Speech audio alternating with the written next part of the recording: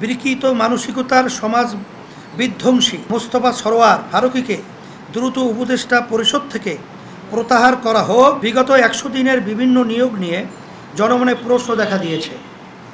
তাদের কারো কারো বিরুদ্ধে বিগত স্বৈরাচারের সুবিধাভোগী হওয়া ও জনমানুষের বোধ বিশ্বাসের সাথে সাংঘর্ষিক কর্মকাণ্ডে জড়িত থাকার অভিযোগ আছে। আবার কারো ব্যাপারে বিপ্লবে তেমন কোনো অবদান না থাকা সত্ত্বেও বড় পদে পদায়িত করার অভিযোগ আছে।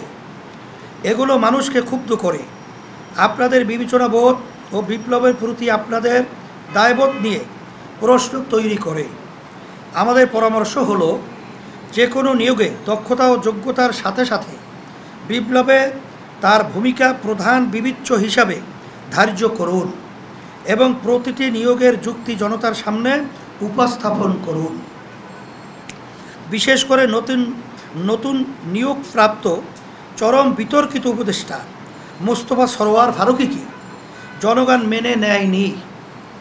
অতএব পতিত স্বৈরাচারের বেনিফিশিয়ারি, বিকৃত মানসিকতার সমাজ বিধ্বংসী নাটক সিনেমার নির্মাতা মোস্তফা সরোয়ার ফারুকীকে দ্রুত উপদেষ্টা পরিষদ থেকে প্রত্যাহার করা হোক, তা দেশবাসী প্রত্যাশা করে। সংস্কার নিয়ে ইতিমধ্যেই মানুষের মধ্যে কানাঘুষা তৈরি হয়েছে।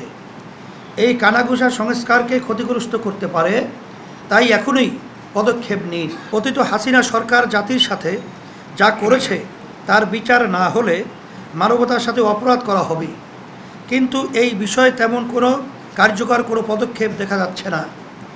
আপনাদের সরকার গঠন হওয়ার পরেও ফ্যাসিস্ট রেজিমের মন্ত্রী, এমপি, দালাল, পাবলিক সার্ভেন্ট, এলাকার নেতা, পাতি নেতা, মাস্তানদের অনেকেই দেশ ছেড়ে পালানোর সুযোগ পেয়েছে। অনেকে দেশেই আত্মগোপন থেকে জনতার বিরুদ্ধে ষড়যন্ত্র করে যাচ্ছে।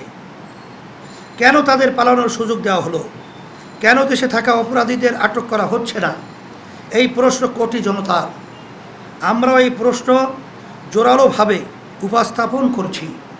বিনয় ও হুঁশিয়ারি সুরে বলছি যে কোনো ধরনের দয়া আপোষ করা ছাড়াই স্বৈরাচারের বিচার করুন। যারা বিগত 15টি বছর ধরে জনগণের অর্থ লুটে খেয়েছে, যারা নির্বিচারে মানুষ হত্যা করেছে, তাদের প্রত্যেককে আইনের আওতায় আনুন।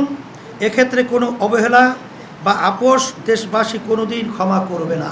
100 দিন অতিবাহিত হয়ে গেলেও রাষ্ট্রের উপরে অন্তর্বর্তী সরকারের নিয়ন্ত্রণ স্পষ্ট না,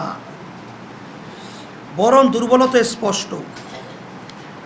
দ্রব্যমূল্য নিয়ন্ত্রণহীনতা, পোশাক খাতে অরাজকতা, ঢাকায় সেনাবাহিনীর যানবাহনে হামলা, পুলিশ বাহিনী সক্রিয় না হওয়া, ট্রাফিক ব্যবস্থা কার্যকর না হওয়া সহ অধিকাংশ মন্ত্রণালয়ের কার্যক্রমে স্থবিরতা জাতির আশাকে ম্লান করে দিচ্ছে। আমরা সরকারকে পরামর্শ দেব যে এখনও যারা আপনাদের নেতৃত্ব মেনে নিতে দ্বিধা করছে বা স্বৈরাচারের পদলেহন করছে, তাদের ব্যাপারে শক্ত হন, তাদেরকে ছুঁড়ে ফেলুন।